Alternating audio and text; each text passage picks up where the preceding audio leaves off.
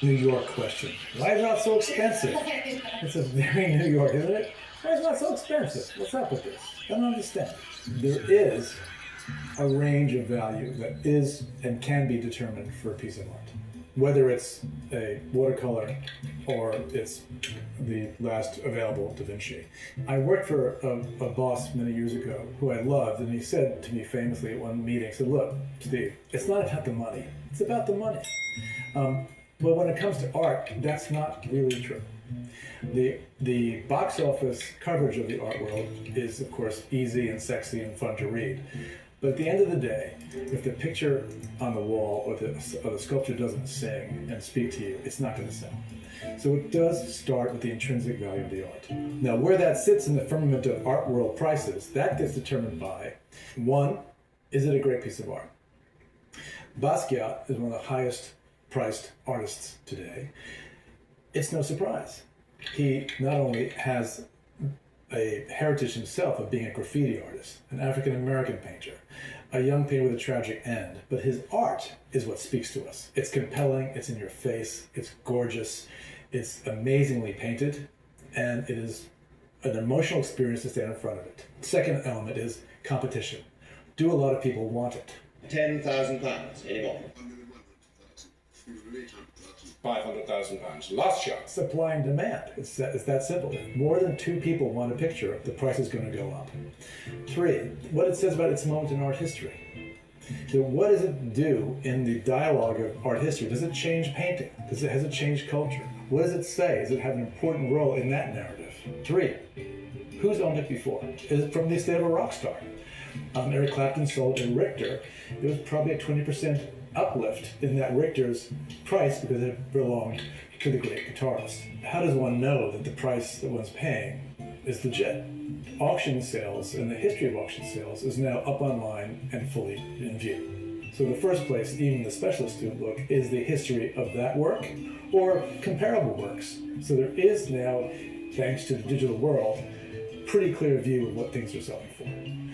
Will there ever be $1 billion painting sold? I don't know that we know that there hasn't been, for one thing, because there are lots of private transactions going on. But who would have said, 10 years ago that there would have been a $450 million picture? Not too many people.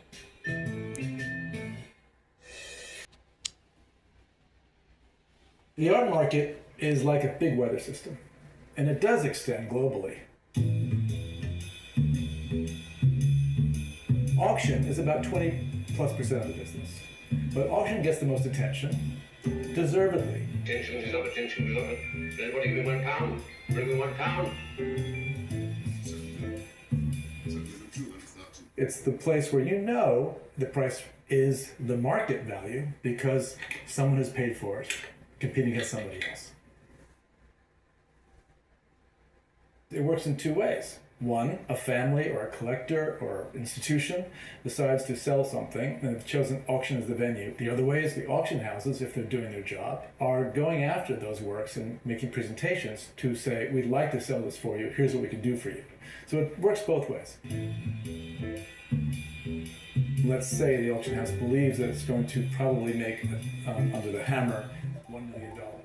They'll probably estimate it at between, $800 and $1 million. And then the auction house goes through a rigorous process of getting the work. The great auction houses, they are going after those works and making presentations to say, we'd like to sell this for you, here's what we can do for you.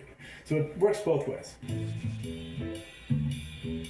Let's say the auction house believes that it's going to probably make, under the hammer, $1 million. They'll probably estimate it at between, $800 and $1 million. And then the auction house goes through a rigorous process of getting the work. The great auction houses, they are standing behind the work for authenticity. So if you buy one of those houses, they are guaranteeing that. In the days leading up to the sale, there's lots of preparation. All of that then is brought together in a kind of war room situation in 2 or 3 sequences before the night of the event, culminating into the 2 hours right before the curtain goes up. In the great old days, the great auctioneer, Christopher Burge, the godfather of auctioneers, would have a meeting with everybody else around the table in silence. Only he or she can speak. Against the two of you here, against the telephones, and selling left, fair warning, 30 million.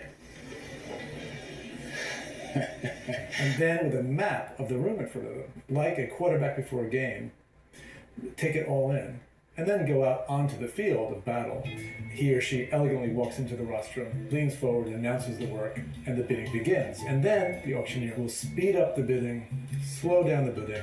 22 million, 500,000, 23 million, 500,000, 24 million, 500,000, 25 million.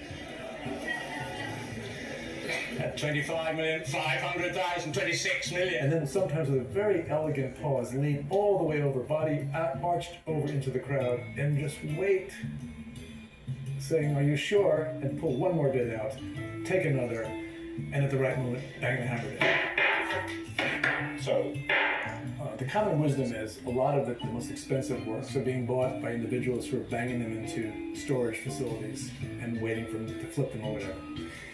This goes on, but in fact, it's single digit as a percent. The billionaire, it's most likely that there's a phone call from his PA the next morning to the auction house saying, "We'd like to have it picked up this afternoon because it has to be on the wall for dinner."